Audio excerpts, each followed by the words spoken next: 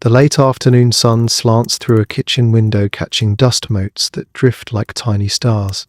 On the counter sits a small wooden grater, and beside it a single nutmeg seed, no bigger than a quail's egg, wrinkled and brown, holding within its modest shell a story that stretches across centuries and oceans. If you were to grate it now, the scent would rise immediately, warm, sweet, somehow both sharp and comforting at once. It's a smell that might remind you of winter mornings, of grandmother's kitchen, of something just slightly exotic tucked into the familiar. But this small seed has travelled further than you might imagine, and the path it took to reach your spice drawer wound through tropical islands, across treacherous seas and through the ambitions of empires. How did something so small come to matter so much? What is it about this particular spice that once made it worth more than gold itself? But before that, comment down below which country you are watching from. The Banda Islands rise from the Banda Sea like emeralds scattered on blue silk. There are 11 of them in total, small volcanic islands cradled in the warm waters of what we now call eastern Indonesia, part of the Moluccas. The fabled Spice Islands. The air here is thick and humid, heavy with the scent of the sea and something else, something sweet and resinous that clings to everything. The islands are lush, their hillsides covered in green so dense it seems to pulse with life, and nestled among the tropical forest are trees with dark, glossy leaves and small yellow flowers that give off a waxy, delicate perfume. These are nutmeg trees, Myristica fragrans, and for thousands of years they grew nowhere else on Earth.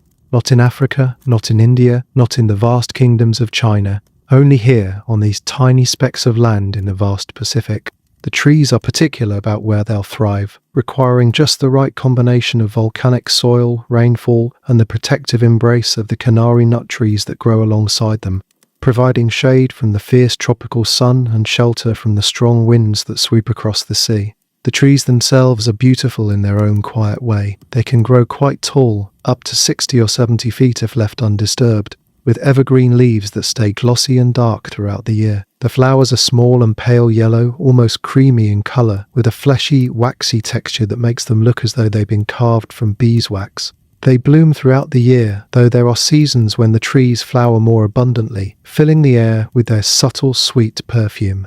But it's the fruit that truly captures the imagination. Picture something about the size of an apricot, maybe slightly larger, with skin that starts out green and gradually ripens to a lovely golden yellow. The fruit hangs from the branches, dozens of them scattered across each mature tree, swaying gently in the tropical breeze. And here's where the magic happens. When the fruit is fully ripe, it doesn't simply fall or need to be picked. Instead, it performs its own small miracle. The outer flesh splits open along a natural seam, like a gift unwrapping itself, revealing the treasure within. First, you'd see the bright scarlet webbing, the aril, though the world would come to know it as mace. This crimson membrane is unlike anything else in nature, a delicate lace of red that wraps around the seed like a net or a piece of intricate embroidery. It's startlingly beautiful, this shock of red against the yellow fruit and the green leaves.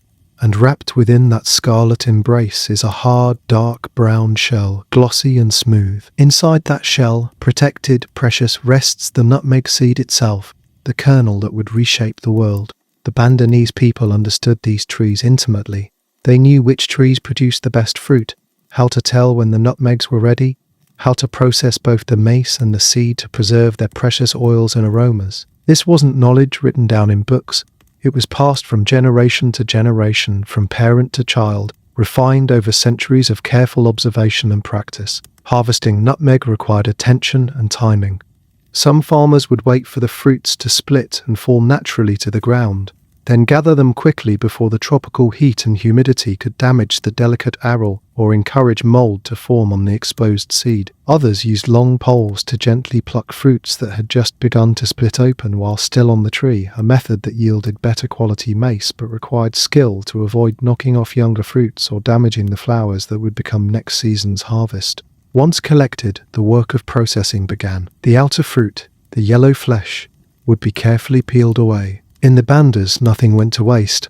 This flesh could be used to make preserves or pickles, sweet tart preparations that balanced the fruit's natural sugars with its slight astringency. Then came the delicate task of removing the mace. Using a small, sharp knife, workers would cut the attachment point where the aril connected to the base of the seed, then carefully peel away the scarlet webbing, trying to keep it as intact as possible.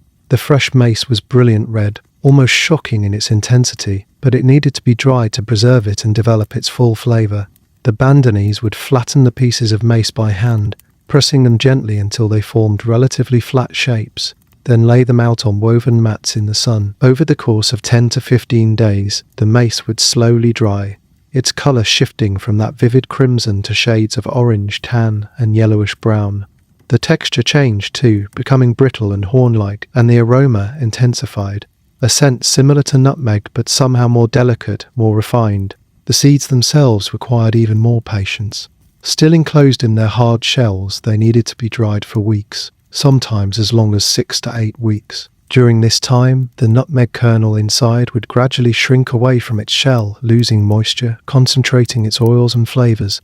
The Bandanese would turn the seeds twice daily, ensuring even drying, listening for the telltale rattle that meant the kernel had separated from the shell and was ready. Only then would they crack open the hard outer casing using wooden clubs or stones, being careful not to damage the precious nutmeg inside. What emerged was the spice the world craved, an oval seed about the size of the last joint of your thumb, dark reddish-brown with a wrinkled, furrowed surface that held pools of aromatic oil. When fresh, these seeds were almost oily to the touch, and the scent, warm, sweet, complex, with notes that seemed to shift between sweet and sharp, woody and almost floral, was intoxicating. The Bandanese had been cultivating and trading these spices for longer than anyone could remember. Archaeological evidence suggests that nutmeg was being used over 3,000 years ago, with residues found on pottery shards that speak to ancient cooking and perhaps ancient rituals. By the early years of the first millennium, Bandanese traders were already sophisticated merchants with established roots and relationships across the Indonesian archipelago and beyond. Their trading vessels, the kora-kora canoes, were marvels of practical design. The main hull was a dugout canoe that, lashed to either side about 5 feet out, were bamboo platforms that served as outriggers for stability and as rowing platforms for the crew. These vessels could carry substantial cargo and travel remarkable distances, powered by skilled rowers who knew how to read the currents, the winds, the color of the water, and the shapes of clouds on the horizon. The Bandanese faced a fundamental challenge that shaped their entire society. Their islands, blessed with nutmeg and cloves, couldn't support the agriculture needed to feed a population. The volcanic soil that nurtured spice trees wasn't suitable for growing sago palm, the starchy staple that formed the foundation of the diet throughout this region, or for rice, or for most vegetables. So trade wasn't optional, it was survival. They developed an intricate network of relationships with communities across the archipelago. They would sail to islands where sago grew abundantly, trading nutmeg and mace for the processed sago flour that could be stored and would keep for months. They went to other islands for vegetables, for fish, for the 100 things a community needs to thrive. And because they were traveling anyway, because their boats had room and they knew the routes, they became traders of other goods too. Bird of paradise plumes from Papua, shells, rare woods, anything that might be valuable in another market. This made the Bandanese wealthy and respected. By the time Chinese merchants began visiting these waters regularly, the Banda Islands had become an essential trading hub, a place where goods from across the region could be bought and sold, where ships could resupply, where deals could be made. The Bandanese weren't just farmers or gatherers of a wild spice, they were business people, navigators, diplomats who maintained careful relationships across hundreds of miles of ocean.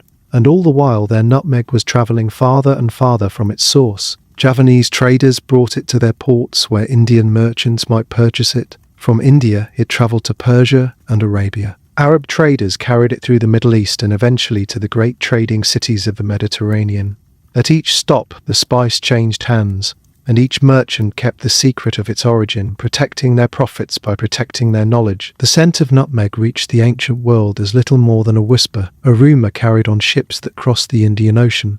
By the 6th century, this warm, mysterious spice had found its way to Constantinople, that magnificent city perched between Europe and Asia, where the domed churches gleamed with gold and the markets overflowed with treasures from every corner of the known world. Here, in the covered bazaars where merchants from a dozen lands haggled and traded, nutmeg appeared alongside other precious goods, silks that shimmered like water, frankincense that filled temples with fragrant smoke, pearls from the Persian Gulf. But ask those merchants where nutmeg came from, and the answers grew vague, evasive, wrapped in mystery and myth.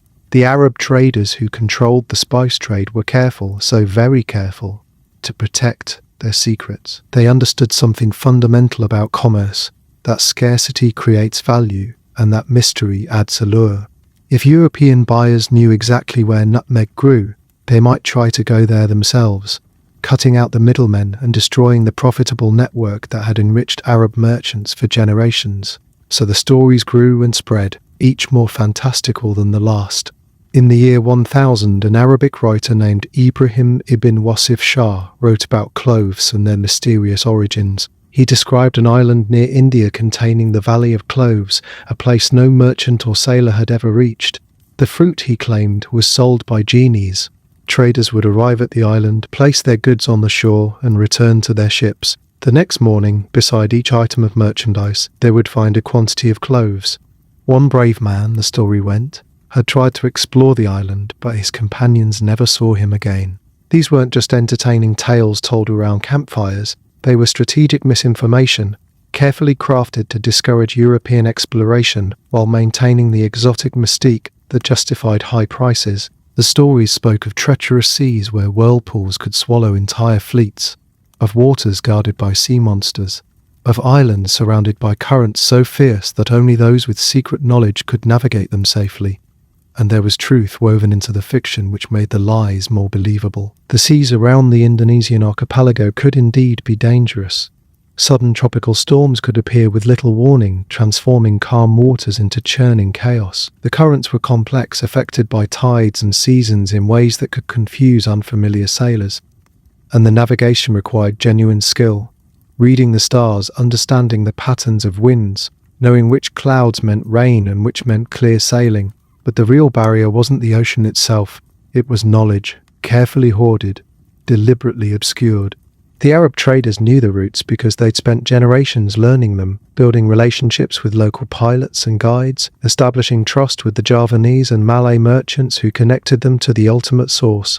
This network was their greatest asset, more valuable than any shipload of spices. By the time nutmeg reached Europe through this long chain of intermediaries, its price had multiplied many times over. The Bandanese sold it to Javanese traders for one price. The Javanese sold to Malay or Indian merchants for more. The Indians sold to Arab traders for even more. The Arabs sold to Venetian merchants for prices that made everyone involved very wealthy. And the Venetians, positioned at the perfect crossroads between East and West, distributed nutmeg across Europe at prices that seemed almost fantastical. In medieval Europe, nutmeg became far more than a cooking ingredient.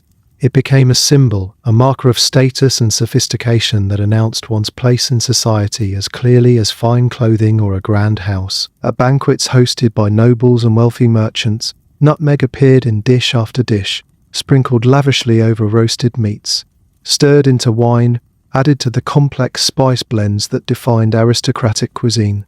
The quantity used wasn't about taste alone. It was about display, about showing guests that the host could afford to be generous with something so precious. Some wealthy people carried their own personal nutmeg graters, elegant little tools made of silver or even gold, small enough to fit in a pocket or hang from a belt. These weren't just practical implements, they were status symbols, conversation pieces. Imagine attending a feast where your host or a fellow guest would pull out one of these graters, along with a whole nutmeg, and grate it fresh over their wine or food. The gesture said everything that needed to be said about wealth and taste without speaking a word. The medieval palate appreciated nutmeg differently than we might today. In an era without refrigeration, when preservation techniques were limited and meat might be somewhat past its prime by the time it reached the table, strong spices helped mask flavors that modern diners would find unpleasant. But nutmeg offered something beyond simple camouflage. Its warm, complex flavor-enhanced dishes added depth, created layers of taste that elevated even simple preparations into something special. And then there were the medicinal beliefs. In medieval Europe, the line between food and medicine was blurry and constantly shifting. The same ingredients appeared in healing potions and feast day pies. Medical theory of the time, based largely on the ancient Greek concept of humours, held that health depended on balance between hot and cold, wet and dry. Different foods and spices were thought to have different properties that could adjust these balances in the body. Nutmeg was considered warming and drying, which made it, in the medieval medical understanding, potentially useful for treating conditions thought to be caused by excess cold or moisture. Physicians prescribed it for digestive complaints, for joint pain, for headaches and dizziness. Some believed it could improve memory or sharpen mental clarity. There was even the belief, mentioned in some texts, that nutmeg could work as an aphrodisiac, though whether this was based on any observed effect or simply on the general principle that expensive exotic things must be powerful remains unclear. The scent itself was valued. In an age when bathing was infrequent and sanitation was poor, when cities often smelled of refuse and waste, pleasant aromas were treasured. There's a story, possibly apocryphal but repeated in historical sources, that the Holy Roman Emperor Henry VI ordered the streets of Rome fumigated with nutmeg before his coronation in the 12th century. Whether this actually happened or not, the tale captures something true about how nutmeg was perceived, as a spice so powerful, so purifying, so extraordinary that it could transform even the air itself. The 14th century writer Geoffrey Chaucer mentioned nutmeg in his Canterbury Tales, that sprawling collection of stories told by pilgrims travelling to Canterbury. The reference is brief, but its very presence tells us something important. By Chaucer's time, nutmeg was familiar enough to his audience that he could mention it without explanation, yet still exotic enough to be worth mentioning at all. But it was the plague that transformed nutmeg from merely precious to absolutely indispensable. When the Black Death swept across Europe in the 14th century, killing somewhere between 1/3 and 1/2 of the entire population, it left survivors traumatized and desperate for protection against an enemy they couldn't see or understand. The disease seemed to strike randomly, killing the strong and the weak, the young and the old, the pious and the sinful with equal indifference. Medieval physicians, working with the limited understanding available to them, believed that plague spread through bad air, through miasma, corrupted vapours that hung in the atmosphere and entered the body through the nose and mouth. This theory, though wrong in its specifics, led to some interventions that accidentally had merit. If disease spread through bad air, then good air, pure air, strongly scented air might provide protection. Enter the plague doctor's mask, that haunting image that has come down to us through the centuries. The long bird-like beak filled with aromatic substances. Different doctors used different mixtures, but many included nutmeg along with other spices and herbs.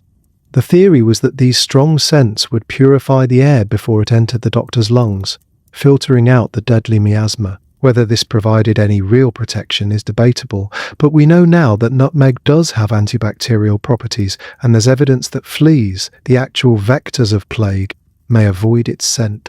So perhaps in rare instances, the practice offered some small measure of accidental protection. Ordinary people, unable to afford elaborate masks or large quantities of spices, still sought nutmeg however they could get it. Some wore small pouches of mixed spices around their necks, hoping the aroma would create a protective barrier.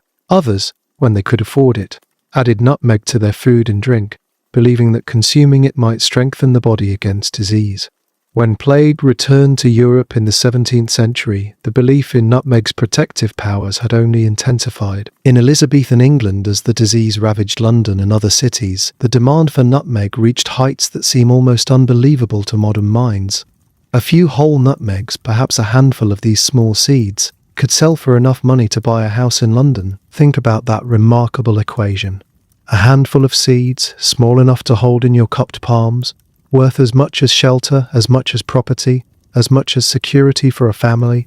In Germany, records suggest that a pound of nutmeg was valued at 7 fat oxen, 7 full-grown cattle, each representing months of feeding and care, each capable of providing meat for weeks, leather for shoes and clothing, bone for tools, all of that value condensed into a pound of dried seeds.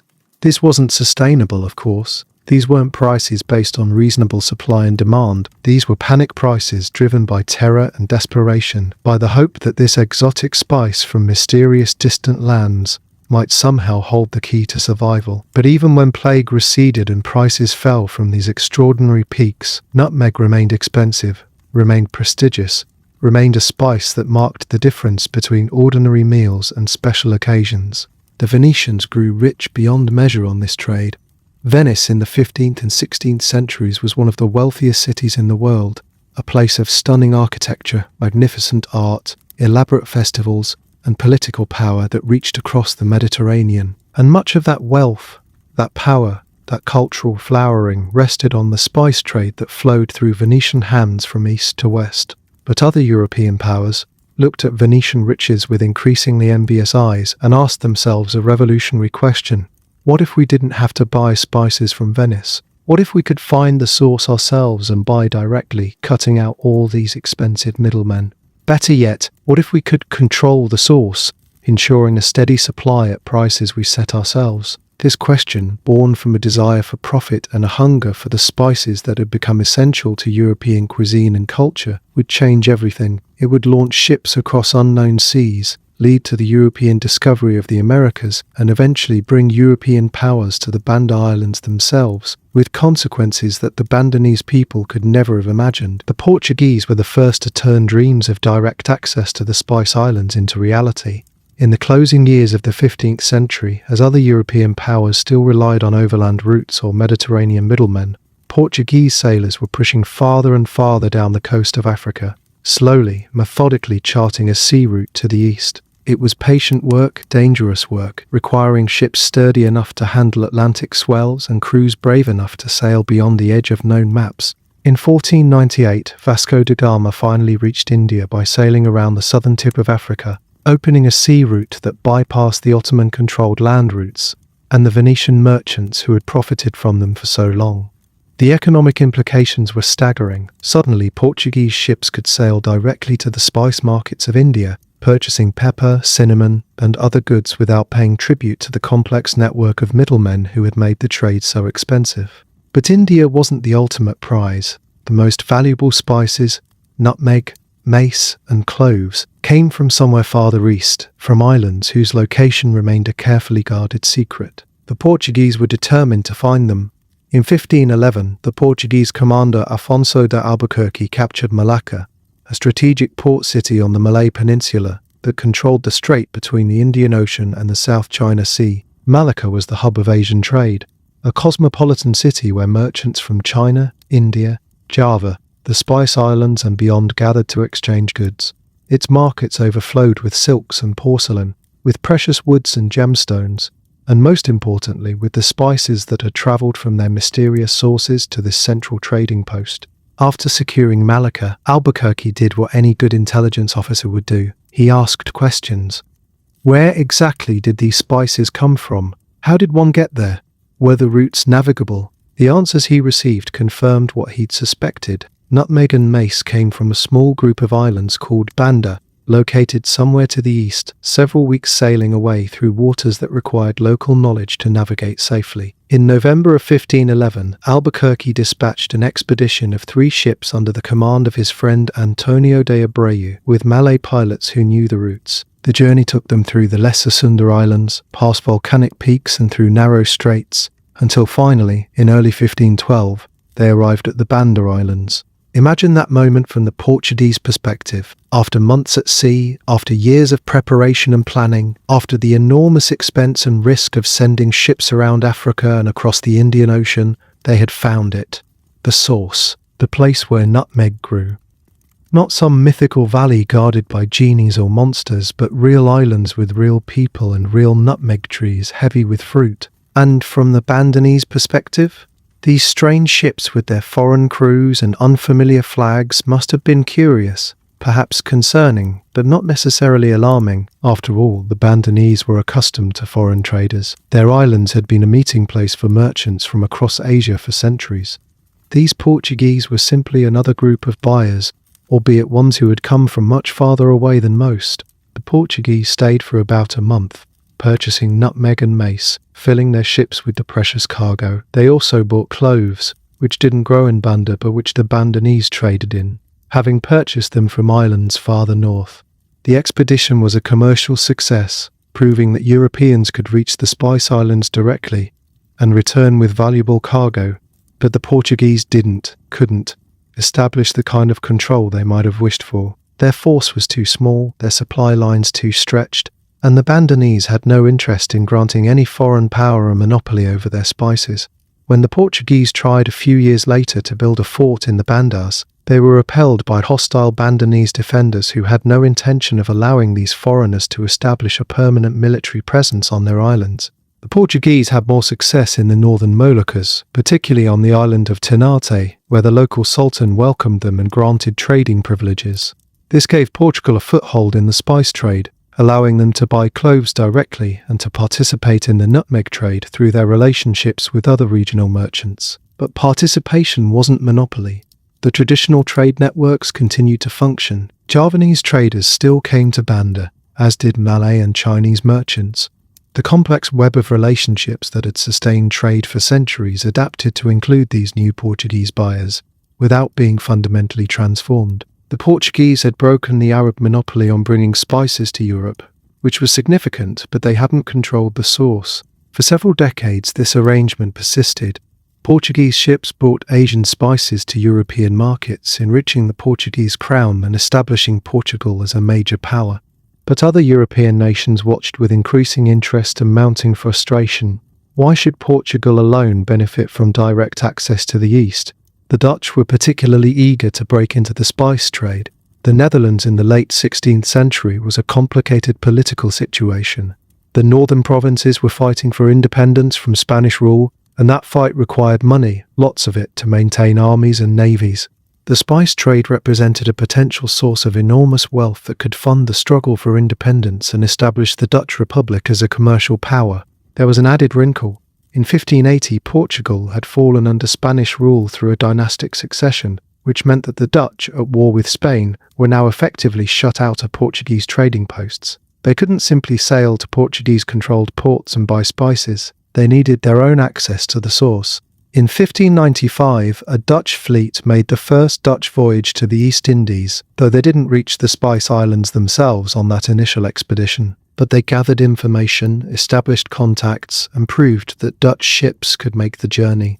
More voyages followed, and in 1599 a Dutch ship finally reached the Banda Islands. The arrival of the Dutch changed everything, though the full implications wouldn't be clear for several years. Initially, they were simply another group of foreign traders, competing with the Portuguese, the Javanese, the Malay merchants, and each other.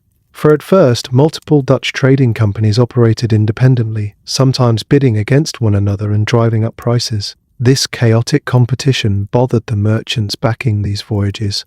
They were spending enormous sums to send ships around Africa to the Spice Islands, and then competing against their fellow Dutchmen for cargo. It was inefficient, expensive, and it drove up the prices they had to pay to Bandanese sellers, who were delighted to have multiple buyers competing for their goods. The solution from the Dutch merchant perspective was consolidation. In 1602, the Dutch East India Company, known by its Dutch initials as the VOC, was formed through the merger of several competing trading companies. The Dutch government granted the VOC extraordinary powers, a monopoly on Dutch trade with Asia, the authority to make treaties with foreign rulers, the right to maintain military forces, even the power to wage war. Think about that for a moment. This wasn't just a trading company in the modern sense. This was a corporation with its own army, its own navy, its own foreign policy. It could negotiate as though it were a sovereign power, and it could enforce those negotiations with military force. At its peak, the VOC employed around 50,000 people worldwide, commanded 200 ships and maintained a private army of 30,000 men. It became, by some measures, the wealthiest commercial operation in the world. And the VOC had a clear strategy for the spice trade: monopoly. They didn't want to be one buyer among many. They wanted to control production, control supply, and through that control, maintain high prices in European markets while paying as little as possible to producers. This wasn't unusual thinking for the time. Monopolies were considered smart business, a way to eliminate the uncertainties of competition and ensure steady profits. But achieving monopoly in the Banda Islands would prove far more difficult and far more brutal than anyone might have imagined.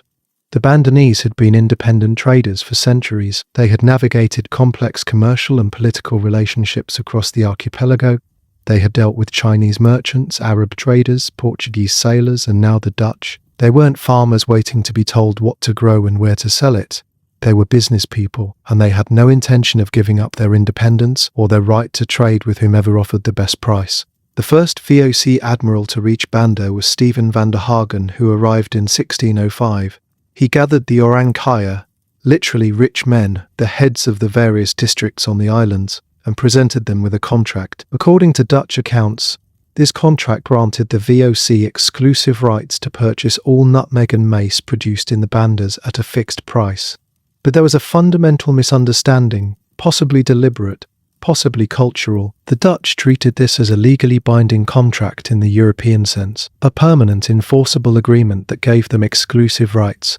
The Bandanese, from their perspective, may have viewed it as a more informal arrangement, a current agreement that reflected current relationships, but could be renegotiated as circumstances changed. After all, they had trading relationships with many partners, and those relationships ebbed and flowed based on prices, personal connections, and changing political situations. So the Bandanese continued to trade with other buyers, with English traders who had begun arriving in the islands, with Javanese and Malay merchants, with anyone who offered good prices. From the Bandanese perspective, this was normal business. From the Dutch perspective, this was a violation of their exclusive contract, a betrayal that couldn't be tolerated. Tensions escalated over the next several years. The Dutch built forts in the Bandas, establishing a permanent military presence. They tried to enforce their claimed monopoly, mocking other traders, demanding compliance with the terms they believed had been agreed upon. The Bandanese resisted, sometimes through negotiation, sometimes through violence. In 1609, a confrontation turned deadly. A Dutch officer named Peter Verhoef and 41 of his men were ambushed and killed by Bandanese forces. The specific circumstances are disputed in different historical accounts, but the result was clear. The relationship between the Dutch and the Bandanese had moved from commercial disagreement to open conflict. The VOC response was initially somewhat restrained. They had other concerns across their Asian operations, and committing large forces to what seemed like a backwater, however valuable, wasn't immediately practical, but the situation continued to simmer, with periodic outbreaks of violence, competing claims, and a fundamental disconnect between what the Dutch believed they had been promised and what the Bandanese believed they had agreed to. Then, in 1621, the VOC sent Jan Pieter Zoon Koen to the Bandas, with orders to establish Dutch control once and for all. Koen is a complicated figure in Dutch colonial history, celebrated by some for his role in building Dutch power in Asia, condemned by others for his methods. He was efficient, ruthless, and utterly committed to the VOC's commercial interests. What happened next is one of the darkest chapters in the history of the spice trade, a tragedy that stains the story of nutmeg with blood and suffering. The campaign that Jan Pieter Zoon Koen launched in 1621 wasn't simply a military operation, it was systematic, calculated destruction designed to break Bandanese resistance completely and permanently. Koen arrived with a fleet of ships and around 2,000 soldiers, an overwhelming force for islands whose total population numbered perhaps 15,000 people, spread across the entire archipelago. The Bandanese had fortifications, but they were designed for defense against raids by rival island groups, not against a professional military force backed by cannon and organized European military tactics. Still, they resisted. They knew what submission would mean: the loss of their independence, the end of their profitable trading networks, subjugation to foreign control of the very trees that sustained their economy and identity. Koen's forces moved systematically from island to island. They destroyed villages, burned nutmeg groves, and hunted down the Orang Kaya and other leaders. The goal wasn't just military victory, it was elimination of the Bandanese as an independent people capable of resistance or negotiation. Historical accounts from Dutch sources describe executions, forced marches, mass killings. Bandanese fighters were killed in battle, but so were civilians. Those who fled into the mountainous interiors of the islands died of starvation. Others tried to escape by sea, attempting to reach other islands where they might find refuge. But many of these refugees perished in their overcrowded boats or died on distant shores. The numbers are difficult to establish with certainty. Record-keeping in the midst of violence is always incomplete, and different sources give different accounts. But historian Willard Hanna, after careful study of available records, estimated that of the approximately 15,000 Bandanese who lived on the islands before Koen's campaign, only about 1,000 survived. Some were killed directly, many died from starvation or disease. Some escaped to other islands and were absorbed into other communities. A number were sold into slavery, shipped away from their homeland to labour on plantations elsewhere in the Dutch East Indies. The scale of this tragedy is hard to fully grasp. Imagine an entire culture built over centuries shattered in a matter of months. Families destroyed, knowledge lost, traditions ended. The Bandanese had been master navigators, skilled traders, expert cultivators of nutmeg. They had developed sophisticated social structures, trading networks, cultivation techniques. All of that was nearly erased. After the violence ended, the Dutch faced a practical problem. They now controlled islands covered with nutmeg trees, but they had killed or driven away the people who knew how to cultivate them. The trees wouldn't tend themselves, and the Dutch soldiers and administrators didn't have the knowledge or inclination to become farmers. The VOC's solution was to create a plantation system. They divided the islands into parcels called perken and granted these to Dutch settlers, creating a class of planters called perkeniers. But these planters needed labour, so the Dutch imported workers, enslaved people from other parts of Indonesia, convicts, indentured labourers. Later, when it became clear that some specialised knowledge was necessary for successful nutmeg cultivation, some Bandanese who had escaped or been enslaved elsewhere were brought back to the islands to serve as advisors and skilled workers. The system that emerged was brutal in its efficiency. The VOC controlled every aspect of production and trade. Only certain islands were allowed to cultivate nutmeg at all. Others had their trees systematically destroyed to prevent unauthorised production. The perkeniers were required to sell their entire harvest to the VOC at fixed prices. No one else could buy, no one else could sell. The penalty for trying to trade nutmeg outside the VOC system was death. To prevent nutmeg cultivation from spreading beyond territories they controlled, the Dutch treated exported nutmegs with lime, a caustic substance that would kill the seed, ensuring it couldn't be planted and grown elsewhere. Every nutmeg that left the Banda Islands under VOC control was rendered sterile, unable to produce the next generation of trees. They even took the extraordinary step of limiting production to maintain high prices in Europe. In years when the harvest was particularly abundant, the VOC would burn surplus nutmeg in warehouses in Amsterdam rather than allow prices to fall by flooding the market. Imagine that, warehouses full of spice, the very commodity that had driven men to cross oceans and wage wars, deliberately burned to keep prices high. Similar bonfires consumed cinnamon, another spice the Dutch controlled. This monopoly made the VOC fantastically wealthy. At its peak in the late 17th century, it was arguably the richest commercial enterprise the world had ever seen. Its shareholders received dividends that made them wealthy beyond most people's dreams. The company built a commercial empire that stretched from the Cape of Good Hope to Japan, with the Spice Islands at its lucrative heart. But monopolies, no matter how ruthlessly enforced, are difficult to maintain forever. The very profitability that made the spice trade so attractive to the Dutch made it tempting to others, and the VOC's control, while strong, wasn't absolute. Some nutmeg seeds, untreated, still viable, did slip through. Sailors might smuggle a few seeds, risking execution if caught. Traders on the margins of the Dutch sphere of influence might maintain small, secret groves. And then came the Treaty of Breda in 1667, one of the most peculiar land swaps in history. England and the Netherlands had been fighting the Second Anglo-Dutch War, a conflict driven partly by commercial rivalry and partly by broader European political manoeuvring. The English had control of Run Island, the smallest of the Banda Islands and the only one outside Dutch control. The Dutch, meanwhile, had seized a small trading post the English had established on an island at the mouth of the Hudson River in North America, a settlement called New Amsterdam. When negotiators sat down to work out the treaty ending the war, they made an exchange that seems almost comical in hindsight.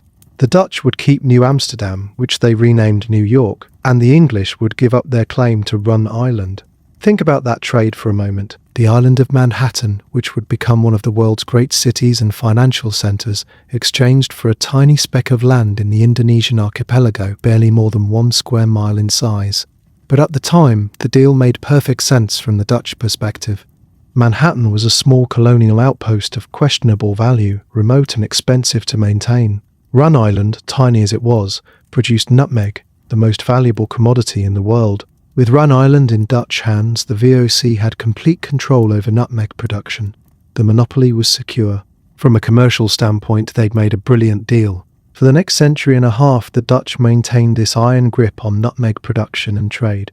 The Banda Islands were transformed from a place of independent traders into a colonial plantation economy with all the brutality and exploitation that implied. The people who lived and worked there, the imported labourers, the remaining Bandanese, the Dutch planters and administrators, existed in a society built entirely around the cultivation and export of a single crop, with no freedom to trade, no opportunity to profit beyond what the VOC allowed. And yet, even this carefully controlled system couldn't last forever. In the late 18th and early 19th centuries, European politics intruded once again on the Spice Islands. When Napoleon conquered the Netherlands, making it part of his empire, the British saw an opportunity. They couldn't allow the French to control the Dutch East Indies, with all the wealth and strategic advantage that implied. British forces invaded the Banda Islands during the Napoleonic Wars, taking control from 1610 until 1817, and during that brief occupation, the British did something that would finally break the Dutch nutmeg monopoly. They transplanted nutmeg seedlings, complete with soil from the Banda Islands, to other territories under British control. Nutmeg trees, carefully tended, began growing in Sri Lanka, in Penang, in Bencoolen, in Singapore. Later, they were transplanted to other British colonial holdings, to Zanzibar off the east coast of Africa, to Grenada in the Caribbean. The Dutch tried to maintain their monopoly when they regained control of the Spice Islands after Napoleon's defeat, but it was too late. The secret was out. Nutmeg could grow elsewhere, and it did. Grenada, in particular, became a major nutmeg producer. The island's climate and soil proved remarkably well suited to cultivation, and by the mid-19th century, Grenadian nutmeg was competing with Indonesian production. The island embraced its nutmeg industry so thoroughly that it eventually put a nutmeg on its national flag, a symbol that remains to this day. The spread of nutmeg cultivation had exactly the effect you might expect. Prices fell. Something that had once been worth more than gold, that had driven men to cross oceans and wage wars, became merely expensive, then reasonably affordable, and finally common. By the late 19th century, nutmeg was no longer a luxury item for the wealthy, but a standard spice that ordinary households could afford. The Dutch East India Company, that enormous commercial empire that had dominated Asian trade for 2 centuries, went bankrupt in 1799, victim of corruption, inefficiency, competition, and changing times. The Dutch government took over its territories, converting commercial outposts into formal colonies. But the era of the spice monopoly was over. The Banda Islands, which had been the centre of global commerce and conflict, became a quiet backwater. Their moment on the world stage passed. For the nutmeg trees themselves, the spread across the world meant adaptation to new homes, new soils, new climates. The trees that had evolved over millennia in the specific conditions of the Banda Islands, the volcanic soil, the precise balance of rainfall and humidity, the shelter of companion canary trees, now had to thrive in very different places. In Grenada, where the British planters established their groves in the early 19th century, the trees found conditions that were remarkably similar to their ancestral home. The island is volcanic, its soil rich in minerals. The climate is warm and humid, with abundant rainfall distributed throughout the year. The trees adapted well, and Grenadian nutmeg developed a reputation for quality that rivaled the original Banda production. The cultivation techniques had to be learned almost from scratch in these new locations. Some of the knowledge came from books and botanical descriptions, but much of it had to be rediscovered through trial and error. How much shade did the trees need? How often should they be watered? When exactly was the fruit ready to harvest? What was the best method for drying the seeds and processing the mace? Farmers in Grenada developed their own traditions around nutmeg cultivation, adapted to local conditions and labour patterns. They learned that young trees needed protection from the intense tropical sun, so they planted them in the shade of larger trees, or used temporary shelters. They discovered that the trees were particular about drainage. They needed consistent moisture but couldn't tolerate waterlogged soil, so hillside planting worked better than valley locations. The harvest became a central part of the agricultural calendar. In Grenada, there are 2 main harvest seasons, one from January to March, another from June to August, though some fruit ripens throughout the year. During harvest time, workers would walk through the groves daily, collecting the yellow fruits that had split open and fallen to the ground. Speed mattered. In the humid tropical climate, fallen fruit could develop mold within hours if not collected promptly. The processing work was meticulous and time-consuming. Each fruit had to be opened by hand, the outer flesh carefully removed. This yellow flesh wasn't wasted. It could be made into jams, jellies, or a sweet preserve that balanced the fruit's natural sugars against its slight bitterness. Some families made nutmeg jelly or nutmeg syrup, traditional treats that captured the island's signature flavour. Then came the delicate work of removing the mace. Workers used small, sharp knives to cut the attachment point where the scarlet arrow connected to the seed, then carefully peeled away the lacy red membrane. The fresh mace was brilliant in colour, almost shocking against the brown seed in the workers' hands. It needed to be handled gently to avoid tearing, then flattened by hand and laid out to dry on woven mats or bamboo screens. For days the mace would dry in the sun, its colour gradually shifting from vivid crimson to shades of orange and amber. Workers turned the pieces regularly, ensuring even drying, watching for any signs of mould or spoilage. The aroma was intoxicating, similar to nutmeg but somehow more delicate, with subtle floral notes that the seed itself didn't possess. The seeds required even more patience. Still enclosed in their hard shells, they were spread out in drying houses or on large platforms where air could circulate around them. Every day, sometimes twice a day, workers would turn them, ensuring the drying happened evenly. The process could take 6 to 8 weeks, and during that time the nutmeg kernel inside would gradually lose moisture, shrink away from the shell, and develop its characteristic deep, complex flavour. Workers learned to listen for the rattle, that telltale sound when you shook a dried seed and heard the kernel moving freely inside its shell. That sound meant the drying was complete, and the seeds were ready for cracking. This was done carefully, using wooden clubs or simple crackers that could break the hard shell without damaging the precious kernel inside. What emerged was beautiful in its simplicity. An oval seed, dark reddish-brown, about as long as the last joint of your thumb, with a wrinkled surface that held pockets of aromatic oil. The fresh nutmegs had an almost oily feel, and the scent was warm, sweet, complex, a smell that seemed to contain hints of clove and cinnamon and something else entirely unique. Different regions developed slightly different varieties and flavour profiles. Banda nutmeg, from trees that had grown in that soil for thousands of years, was considered the standard, the most potent, the most aromatic, with the deepest, most complex flavour. Grenadian nutmeg developed its own character, perhaps slightly milder, with some noting subtle differences in the balance of aromatic compounds. Malaysian nutmeg, from trees planted on Penang Island, tended to produce somewhat smaller seeds but in greater quantities. The economics of nutmeg cultivation changed dramatically as production spread. In the heyday of the Dutch monopoly, when the Banda Islands were the only source, prices could be controlled absolutely. The VOC decided how much nutmeg entered European markets and charged whatever the market would bear. But with production scattered across the tropics, with farmers in Grenada competing with growers in Indonesia and Malaysia and Sri Lanka, the old monopoly pricing was impossible to maintain. Prices fell, yes, but the total market expanded enormously. As nutmeg became more affordable, it moved from the tables of the aristocracy to middle-class households, from special occasions to everyday use. Cookbooks that once might have listed nutmeg as an optional, expensive ingredient began including it as a standard component of recipes. The spice that had once been hoarded and treasured became familiar, ordinary even. By the late 19th century, you could walk into a grocer's shop in London or New York or Paris and purchase ground nutmeg in small tins, affordable enough for regular use. Whole nutmegs were available too, along with small graters, not the elaborate silver or gold implements that wealthy Elizabethans had carried, but simple, functional tools made of tin or wood that any household could afford. This democratization of nutmeg changed cooking in subtle but profound ways. Recipes that had been created when spices were precious could now be made regularly. Nutmeg found its way into an expanding repertoire of dishes, no longer just a luxury addition but an integral part of the flavour profile. In European kitchens, nutmeg became essential to certain dishes.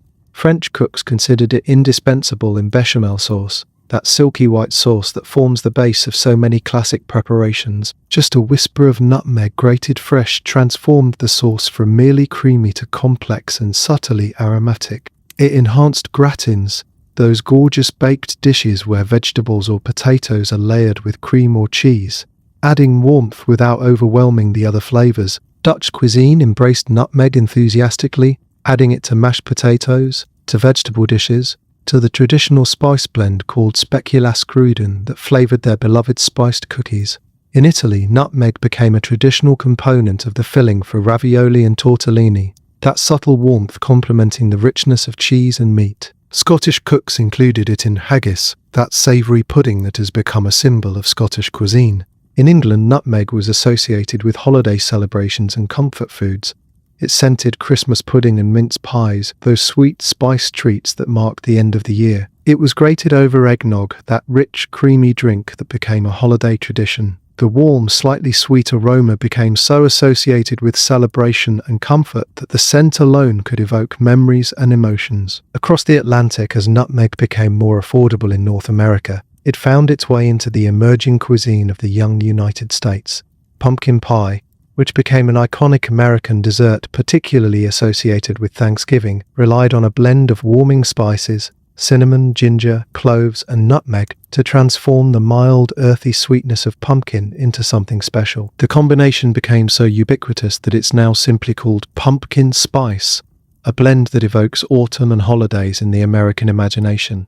In the Caribbean, where nutmeg trees had been planted in the 19th century, the spice became integrated into local cuisines in ways that reflected the region's African, European, and indigenous influences. Nutmeg appeared in savory stews and curries, in sweet desserts, and particularly in drinks. Rum punches flavored with freshly grated nutmeg became island specialties. In Grenada, nutmeg was added to everything from ice cream to chicken soup, from sweet potato pie to fruit juices. The island of Grenada developed such a strong identity around nutmeg that it became known as the Island of Spice. By the mid-20th century, nutmeg production was central to the island's economy, employing thousands of people in cultivation, harvesting, processing, and export. The government established the Grenada Cooperative Nutmeg Association to organize production, ensure quality standards, and market the island's nutmeg internationally. In Southeast Asia, where nutmeg had originated, the spice had long been part of local cuisines, but often in ways quite different from European uses. Indonesian cooks added nutmeg to meat dishes, to spicy soups, to the complex curries and stews that define the cuisine. It appeared in rendang, that slow-cooked meat dish rich with coconut milk and spices. It flavored soto, the aromatic soup that's a staple across the archipelago. In India, nutmeg, called jaifal in Hindi, became a component of certain spice blends, particularly in the north. Small quantities appeared in some versions of garam masala, that warming spice mixture used to finish many dishes. In Kerala, where the Portuguese had established early trading connections, nutmeg was used sparingly in both savoury and sweet preparations, particularly in dishes with Mughal influences. Middle Eastern cuisines incorporated nutmeg into spice blends used for meat dishes and rice pilafs. It appeared in ras el hanout, that complex Moroccan spice mixture that could contain dozens of ingredients, each contributing to a harmonious whole. The warm, slightly sweet character of nutmeg complemented the other spices, cumin, coriander, cinnamon, cardamom, without dominating. What's remarkable is how adaptable nutmeg proved to be across different culinary traditions. It enhanced dairy-based dishes, bringing warmth to cream sauces and cheese preparations. It complemented winter squashes and root vegetables, adding complexity to their earthy sweetness. It worked in both sweet and savoury applications, equally at home in a spiced cookie or a lamb stew. This versatility helped ensure its continued popularity even as it lost its status as a precious luxury. Beyond the kitchen, nutmeg found its way into other corners of daily life, carrying with it echoes of those old beliefs about its medicinal powers. Traditional medicine systems across different cultures continued to use nutmeg long after modern science had disproven its ability to cure plague or prevent disease through mystical properties. But interestingly, as researchers began studying the chemical compounds in nutmeg, they discovered that some of those traditional uses weren't entirely without merit. Nutmeg contains a complex mixture of aromatic compounds, essential oils that give it that distinctive scent and flavor. The most significant of these is myristicin, along with others like alomycin, safrole, and various terpenes. In the small quantities used in cooking, these compounds are harmless and simply contribute to flavor, but myristicin in particular has pharmacological properties that help explain some of nutmeg's traditional medicinal applications. In Ayurvedic medicine, the ancient healing tradition of India, nutmeg had been used for centuries to treat digestive complaints, anxiety, and insomnia. Practitioners would prepare it in various forms, ground into a paste with water or milk, mixed with honey, or incorporated into herbal preparations. Modern research has found that myristicin does indeed have mild sedative properties, which lend some support to its traditional use as a sleep aid, though the effects are subtle and work best in conjunction with other calming practices. Traditional Indonesian medicine, called jamu, often included nutmeg in remedies for digestive issues. muscle pain and fatigue. Street vendors in Java and Bali still sell jamu drinks, including one called jamu baris kenko that traditionally contains nutmeg along with rice, aromatic ginger and other herbs. People drink it for energy, for relief from stiffness, or simply because the warm, spiced flavor is comforting. In various Caribbean communities where nutmeg grew locally and was readily available, folk remedies evolved that used the spice in creative ways. A paste made from grated nutmeg mixed with water might be rubbed on sore joints, the warming sensation providing relief similar to modern topical pain relievers. Some traditional healers used nutmeg tea, very weak, very diluted for digestive upset, though always with caution about the quantity, because there's a shadow side to nutmeg that's important to understand. Those same compounds that give it flavor and subtle medicinal properties can be toxic in large doses. Myristicin, consumed in quantities far beyond what anyone would use in cooking, can cause serious effects: hallucinations, nausea, rapid heartbeat, anxiety, and in severe cases, seizures or organ damage. This isn't something that happens from normal culinary use. You'd have to consume multiple whole nutmegs, far more than anyone would ever use in cooking, to experience these effects. But the fact that nutmeg has psychoactive properties at high doses has been known for centuries. There are historical accounts of people misusing nutmeg as a cheap intoxicant, and occasional modern reports of similar misuse, almost always resulting in extremely unpleasant experiences rather than any desired effect. The message from both traditional healers and modern medical professionals is consistent. Nutmeg is wonderful as a spice, potentially useful in tiny quantities for certain traditional remedies, but should never be consumed in large amounts.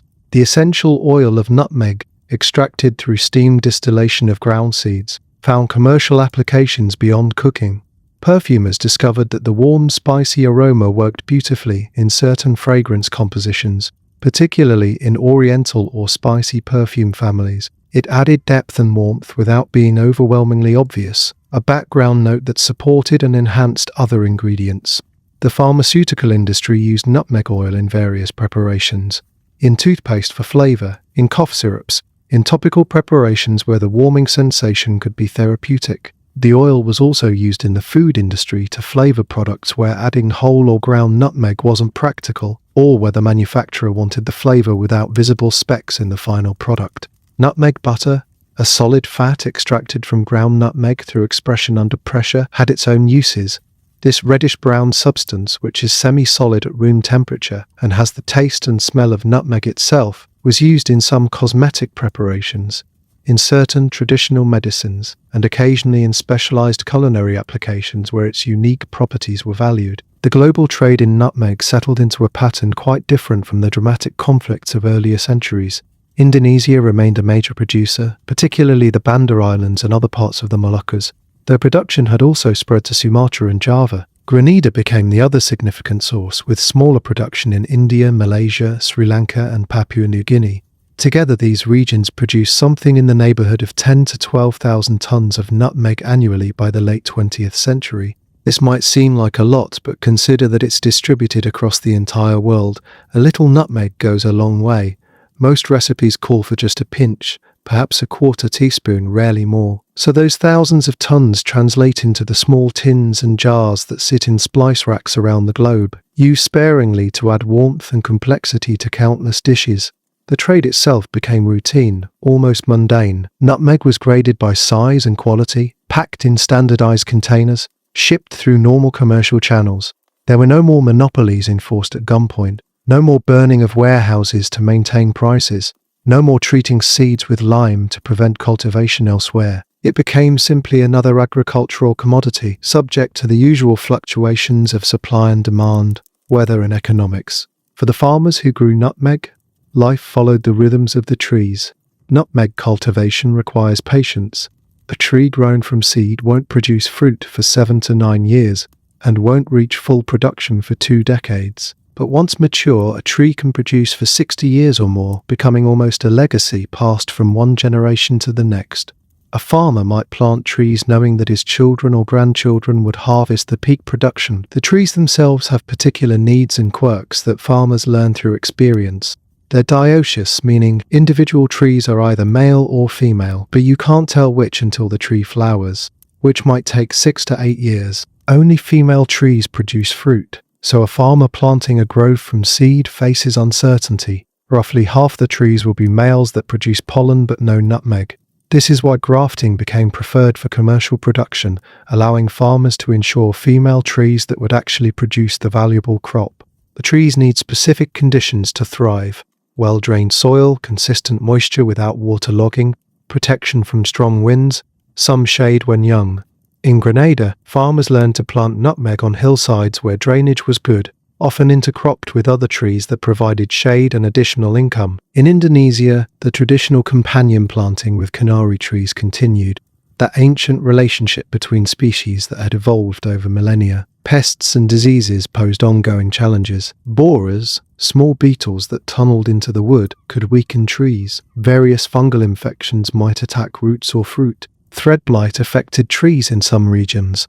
Farmers developed their own methods of managing these problems, combining traditional knowledge with modern techniques, always balancing the cost of interventions against the value of the crop. Hurricane Ivan, which struck Grenada in 2004, devastated the island's nutmeg industry. The powerful storm destroyed an estimated 90% of the nutmeg trees that had taken decades to reach maturity. For an island where nutmeg was central to both economy and identity, the loss was catastrophic. But the response showed the resilience of both the trees and the people who tended them. Farmers began replanting, using improved grafting techniques to speed production. Some damaged trees, surprisingly, recovered and began producing again. The industry rebuilt, though it took years to approach previous production levels. This vulnerability to weather reminded everyone that agriculture, no matter how technologically advanced, still depends on nature's cooperation. A single storm, a drought, an unexpected freeze in a normally tropical climate, any of these could damage or destroy crops that represented years of investment and care. In kitchens around the world, as nutmeg became thoroughly familiar, cooks developed their own relationships with the spice, their own intuitions about when and how to use it. There's something almost magical about grating a whole nutmeg fresh. The way the aroma rises immediately, so much more vibrant and complex than pre-ground nutmeg from a jar. The scent seems to open up in layers. First that warm, sweet top note, then something deeper and almost woody, finally a subtle sharpness that keeps it from being cloying. Experienced cooks learned that nutmeg works best as an accent rather than a dominant flavor. Too much and it becomes bitter, overwhelming, medicinal, but just the right amount, that careful pinch, that few scrapes across the grater, can transform a dish. It adds dimension, a kind of warmth that isn't exactly heat, but feels warming somehow, comforting in a way that's difficult to articulate but immediately recognizable. In bechamel sauce, that classic French white sauce made from butter, flour and milk, nutmeg is the secret that elevates it from merely creamy to something more sophisticated. You make your roux, whisking butter and flour together until they're smooth and just beginning to turn golden. You add warm milk gradually, whisking constantly to prevent lumps, building a sauce that's silky and thick. And then, at the end, you add just a whisper of freshly grated nutmeg, perhaps 1/16 of a teaspoon for a couple cups of sauce. It shouldn't taste obviously of nutmeg, rather, the spice should enhance the sweetness of the milk, add subtle complexity, make the sauce taste more like itself somehow. This principle of enhancement rather than domination carries through nutmeg's best culinary applications. In mashed potatoes, a tiny amount of nutmeg brings out the natural creaminess, makes the butter taste more buttery. In spinach dishes, particularly the creamed spinach that appears in steakhouses and traditional European cooking, nutmeg cuts through the slight bitterness of the greens while complementing their earthiness. In butternut squash soup, nutmeg bridges the sweetness of the squash and the savoury elements of stock and aromatics. Bakers discovered that nutmeg had a particular affinity for certain flavours and ingredients. It loved dairy, appearing in custards, cream pies, rice pudding, ice cream. It complemented fruits, particularly apples and pears, bringing warmth to fruit pies and crisps. It enhanced chocolate, adding complexity without competing with the cocoa. In spice cakes and cookies, it worked in concert with cinnamon and ginger, each spice contributing its character to create something greater than any single flavour. The holiday association that nutmeg developed in Western cultures wasn't arbitrary. Those warm, slightly sweet, comforting flavours evoked exactly the sensations people wanted from celebratory foods. Eggnog, that rich holiday drink of eggs, cream, sugar, and often a splash of rum or brandy, was topped with a dusting of freshly grated nutmeg that released its aroma with each sip. Mulled wine, simmering on the stove with cinnamon sticks and cloves and orange peel, always included nutmeg, its warmth mingling with the wine's own complexity. Cookie recipes multiplied, each finding its own way to showcase nutmeg's versatility. Snickerdoodles, those cinnamon sugar cookies, sometimes included a touch of nutmeg in the dough for added depth. Ginger snaps and molasses cookies relied on nutmeg as part of their spice blend. Sugar cookies for the holidays might include just a hint of nutmeg to make them special, to distinguish them from everyday sweets. In professional kitchens, chefs developed their own signatures with nutmeg.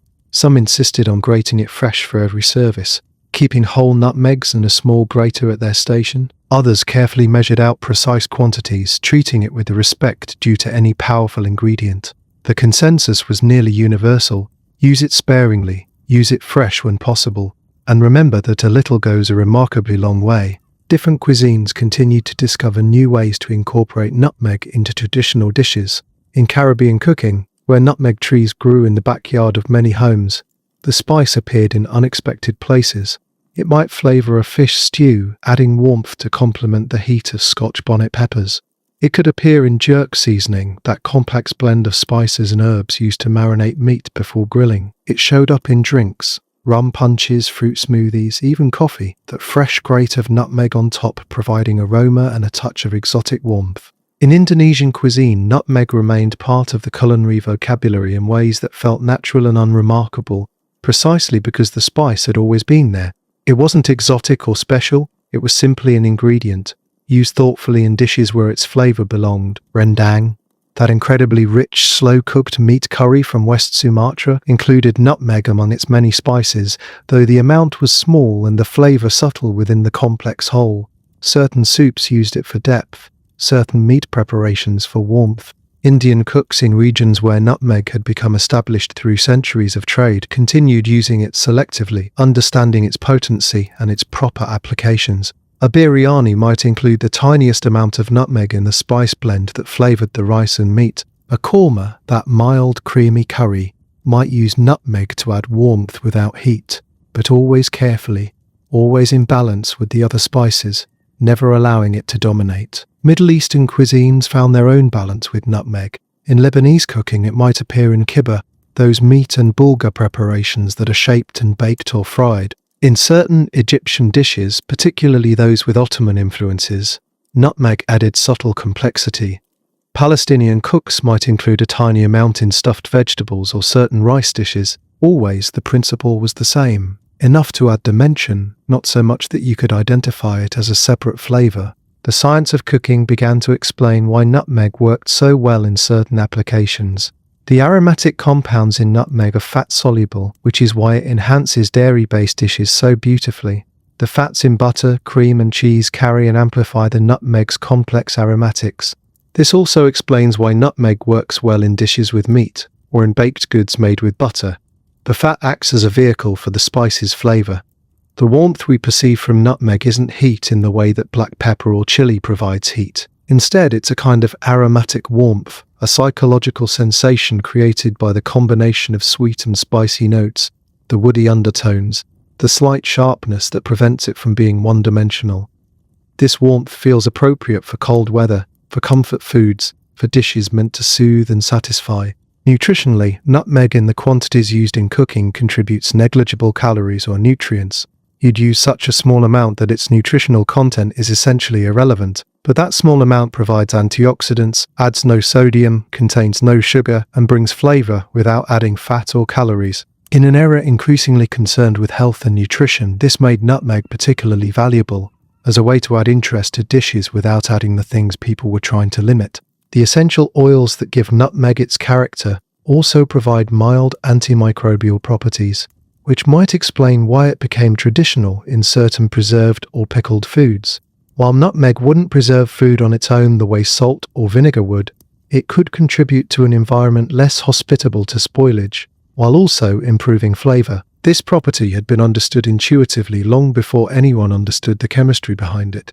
As global cuisines mixed and mingled, as fusion cooking became common and home cooks experimented with flavours from different traditions, Nutmeg found new applications. It might appear in an Asian-inspired cream sauce, bridging European techniques and Asian aromatics.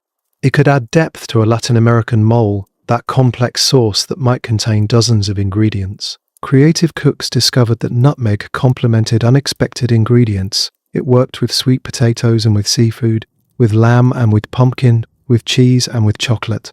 Coffee shops began offering seasonal drinks flavored with nutmeg and other warming spices. The pumpkin spice latte, which became a cultural phenomenon in the early 21st century, relied heavily on nutmeg as part of its signature blend. That combination of cinnamon, ginger, cloves, and nutmeg, mixed into espresso and steamed milk, became so popular that it spawned countless variations and inspired the addition of similar spice blends to everything from breakfast cereals to scented candles. This commercialization of nutmeg flavor, where the spice appeared not just in food but in air fresheners, in beauty products, in seasonal merchandise, represented a strange full circle from its origins as a precious rare commodity, something that had once been so valuable that people killed for it, that had been worth more than its weight in gold, now appeared in mass-produced consumer goods.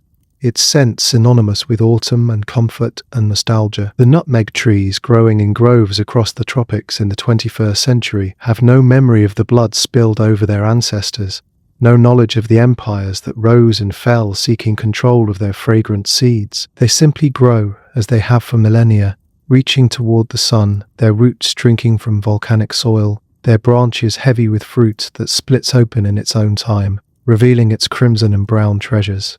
In the Banda Islands, where the story began, nutmeg groves still grow on hillsides overlooking the sea. The population is a fraction of what it was before the Dutch came. The islands never fully recovered from that catastrophic violence of 1621. But life continues there, shaped by centuries of history that left deep scars and complex legacies. The descendants of the Pekingese, the imported labourers, the Bandanese who survived or returned, all these lineages have woven together into communities that maintain their connection to the trees even as the economic importance of nutmeg has diminished. Tourism has discovered the Banda Islands, drawn by the extraordinary history and the pristine beauty of waters that remained remote and undeveloped through the 20th century. Visitors come to dive in coral reefs of remarkable richness, to explore the old Dutch forts that still stand as monuments to colonial ambition, to walk through nutmeg groves and hear the stories of how these small islands once commanded the attention of the world.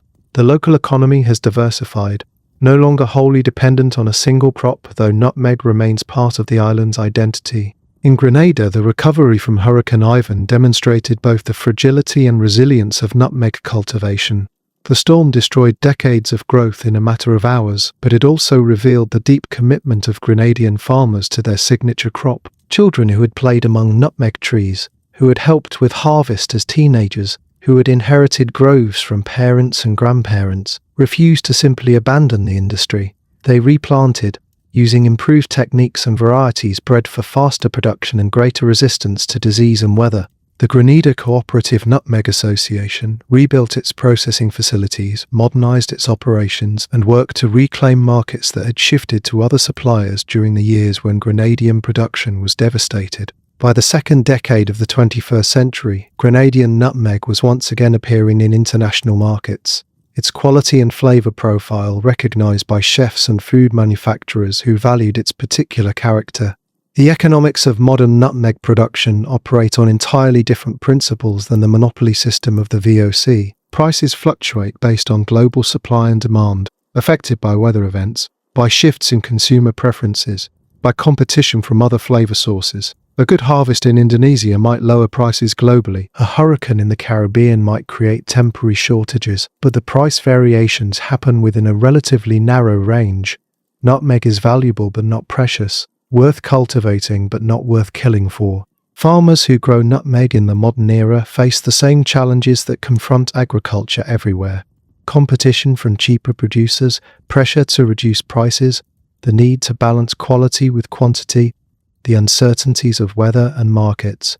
Some have turned to organic certification, marketing their nutmeg as sustainably produced, free from synthetic pesticides and fertilizers. This appeals to consumers willing to pay premium prices for products aligned with their values. The processing of nutmeg has been mechanized in some large-scale operations with machines to crack shells and sort kernels by size and quality. But much of the work, particularly on smaller farms and in traditional growing regions, remains hand labor. Workers still collect fallen fruit, still carefully peel away the mace, still turn drying seeds day after day. This human element, the knowledge, the care, the attention to detail, contributes to quality in ways that can't be fully mechanized. Research into nutmeg continues, though the questions have changed. Scientists study the chemistry of its essential oils, trying to understand exactly which compounds contribute which flavors and effects. Agricultural researchers work on developing varieties that produce more reliably, that resist pests and diseases better, that adapt to changing climate conditions. Economists study the nutmeg trade as part of broader analyses of tropical agriculture and commodity markets. There's growing interest in the parts of the nutmeg fruit that were traditionally discarded or used only locally. The outer flesh, which rots quickly and was often simply thrown away, can be processed into jams, syrups, and even alcoholic beverages. Some producers have begun marketing these nutmeg fruit products, finding niche markets for artisanal preserves or exotic liqueurs. It's a small industry, but it represents thoughtful use of the entire fruit rather than focusing solely on the seed. The relationship between nutmeg and identity remains strong in places where the spice has deep historical roots.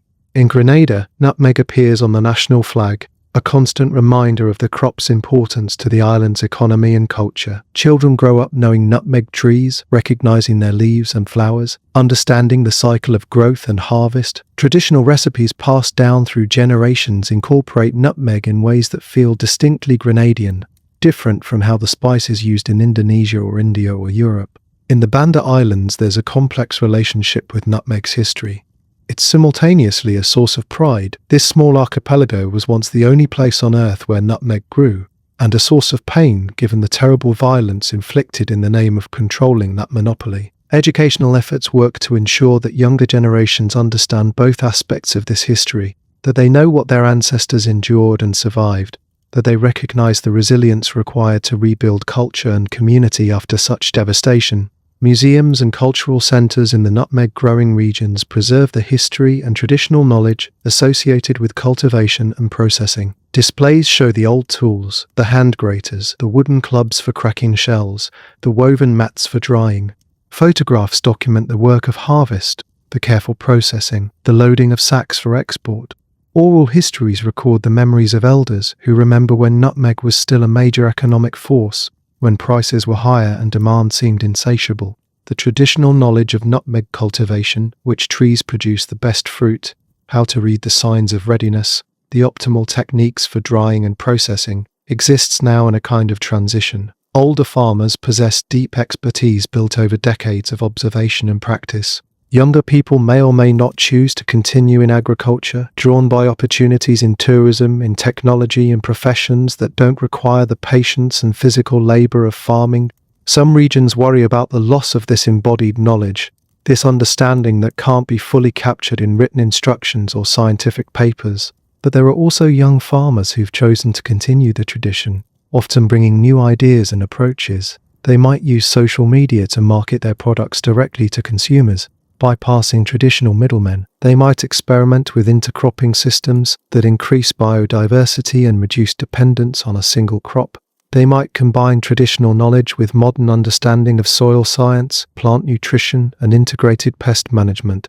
Climate change poses new uncertainties for nutmeg cultivation. The trees require specific conditions, particular ranges of temperature and rainfall, protection from extreme weather events. As climate patterns shift, as storms potentially become more intense, as rainfall patterns change, the regions where nutmeg thrives may shift as well. Some areas that are currently marginal for cultivation might become more suitable, while traditional growing regions might face new challenges.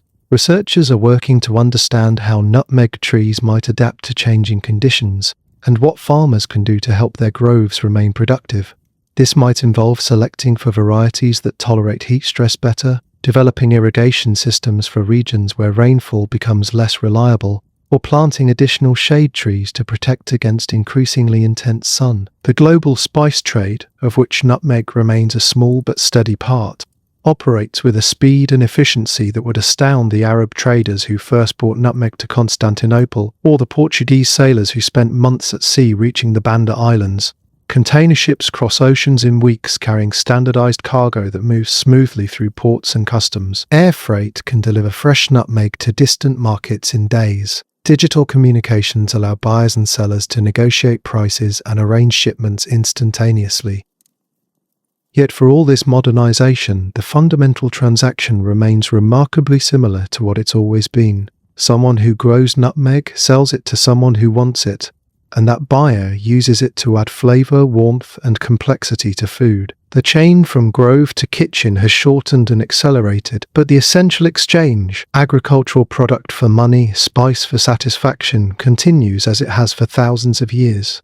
In your kitchen right now, there might be a small jar of ground nutmeg, or perhaps a whole nutmeg and a grater. That nutmeg might have grown in Grenada or Indonesia or in India or Malaysia. It was harvested by someone whose name you'll never know, processed by workers whose labor remains invisible to you, shipped across oceans in containers alongside thousands of other products, distributed through wholesale networks, sold through retail stores, and finally purchased by you for a few dollars. When you open that jar and breathe in the scent of nutmeg, you're participating in a story that stretches back thousands of years and circles the entire globe. That warm, sweet aroma connects you to Bandanese sailors navigating by stars, to medieval physicians fighting plague, to Dutch planters and enslaved workers, to Grenadian farmers replanting after hurricanes, to countless cooks across centuries who discovered that just a pinch of this spice could transform the ordinary into something special. The nutmeg seed itself is remarkably unchanged from what it was 3,000 years ago.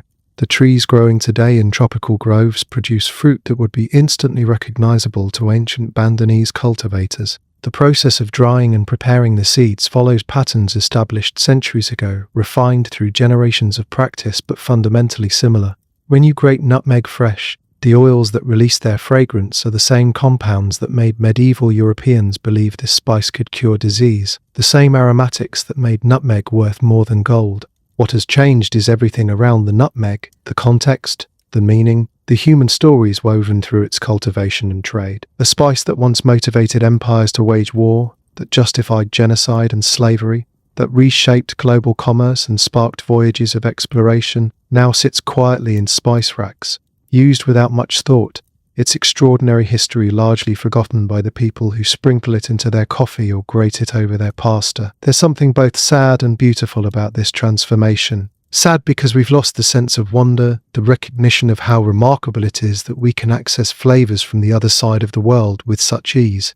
Beautiful because nutmeg's journey from precious to ordinary represents in its own way a kind of democratization, an expansion of pleasure and possibility to people who would never have been able to afford it in earlier eras. A medieval peasant could work their entire life and never taste nutmeg. A 19th century household of modest means might purchase a single nutmeg for special occasions, using it sparingly, making it last. Today, a university student living on a tight budget can buy a jar of nutmeg for less than the cost of lunch and use it freely, experimenting with recipes, learning through trial and error how much is too much and how much is just right. This accessibility has allowed nutmeg to weave itself into food cultures around the world in ways that would have been impossible when it was rare and precious. It has become part of the flavor vocabulary that connects generations. Grandmothers teaching grandchildren to make pumpkin pie. The nutmeg, an essential element that makes the dish taste like memory, like home, like autumn and harvest, and gratitude. It appears in recipes that have been passed down through families, adapted and adjusted. The nutmeg constant while other ingredients change. In professional kitchens where chefs obsess over ingredients and techniques, nutmeg commands respect despite its commonness.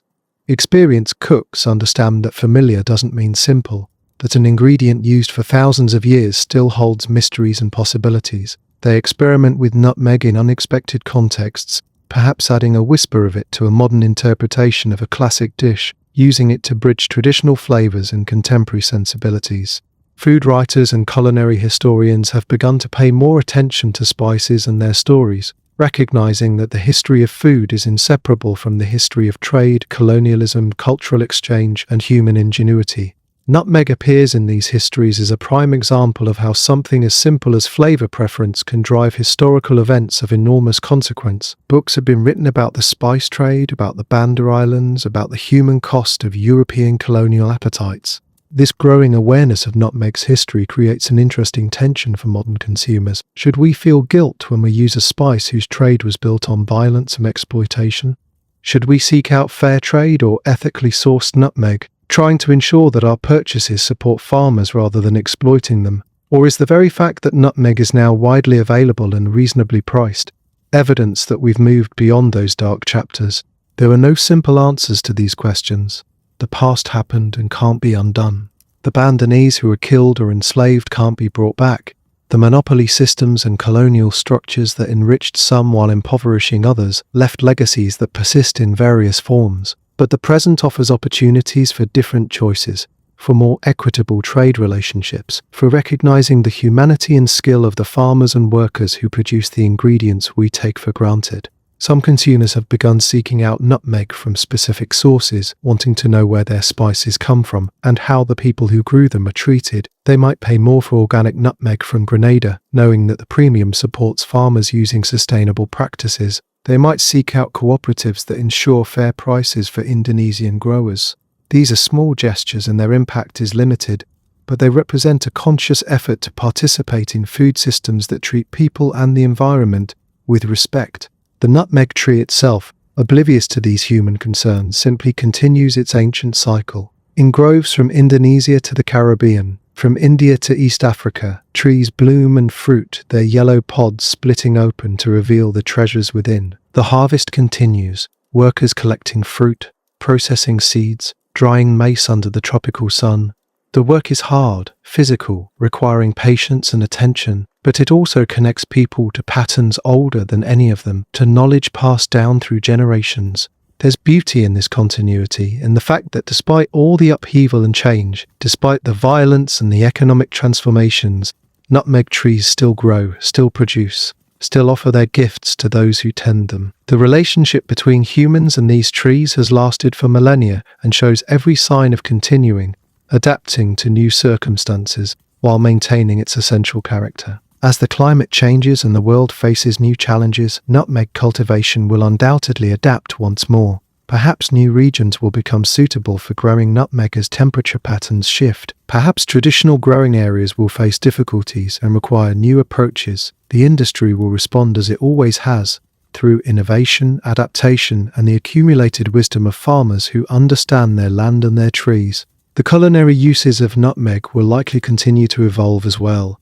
New cuisines will discover it or rediscover it, finding applications that previous generations hadn't imagined. Fusion cooking will create unexpected combinations where nutmeg bridges different food traditions. Molecule gastronomy and modernist cuisine might find novel ways to extract and present nutmeg's flavors, but alongside these innovations, the traditional uses will persist. The pinch in mashed potatoes, the grating over eggnog, the essential presence in pumpkin pie. Walking through a spice market anywhere in the world, the souks of Morocco, the bazaars of Istanbul, the markets of Jakarta, the spice shops of New York or London or Mumbai, you'll find nutmeg among the offerings. Whole seeds nestled in burlap sacks, or pre-ground powder in sealed packages, or sometimes fresh mace with its distinctive colour and delicate structure. The vendors who sell these spices often know remarkably little about their history, about the journeys the nutmegs have taken to reach their stalls. For them, nutmeg is simply inventory, a product that customers request, something to be sold alongside cinnamon and cardamom and cumin. But occasionally you'll encounter someone who knows the stories, who can tell you about the Spice Islands, about the monopoly wars, about how this humble seed once commanded prices beyond imagining. These storytellers, whether professional historians or simply people who've absorbed the lore, keep the history alive, ensuring that nutmeg remains more than just a flavouring, that it retains its connection to the vast human story of exploration, ambition, suffering, and the endless search for flavour. Perhaps the most remarkable thing about nutmeg is how something so small could have mattered so much. The seed is tiny, weighing just a few grams. You could hold a year's worth of nutmeg for your kitchen in your cupped palms. Yet this small thing drew sailors across unknown seas, motivated the establishment of colonial empires, funded wars, built fortunes, and left its mark on cuisines and cultures worldwide. This reminds us that value is always contextual, always dependent on circumstances, always subject to change. What seemed priceless in one era becomes commonplace in another. What drives empires to conflict in one century becomes a routine commodity in the next. The nutmeg itself hasn't changed, but the world around it has transformed completely. In the end, Nutmeg's story is a human story, of desire and commerce, of violence and resilience, of cultural exchange and culinary creativity. It's a story that continues every time someone reaches for that small jar in their kitchen, every time a chef carefully grates fresh nutmeg over a dish, every time a farmer in the tropics tends the trees that have sustained communities for generations. The late afternoon sun, the same sun that began our story, now slants through kitchen windows around the world. In Indonesia, in Grenada, in kitchens from Singapore to Stockholm to Sao Paulo, people are cooking with nutmeg. Some know its history, most don't. Some use it with careful attention, measuring precisely. Others add it intuitively by feel and experience. Some are following recipes that have existed for centuries. Others are inventing something new. And somewhere, at this very moment, a nutmeg fruit is splitting open on a tree, revealing its scarlet mace and dark seed, continuing the cycle that has repeated countless times over thousands of years. The tree doesn't know about empires or economics, about suffering or celebration. It simply does what it has always done, grows, blooms, fruits, and offers its seeds to whoever is willing to tend it, harvest it, and transform it into flavor, into warmth, into a small but genuine pleasure that connects us, however briefly, to the vast sweep of human history and the enduring human desire to make our food and our lives a little more delicious.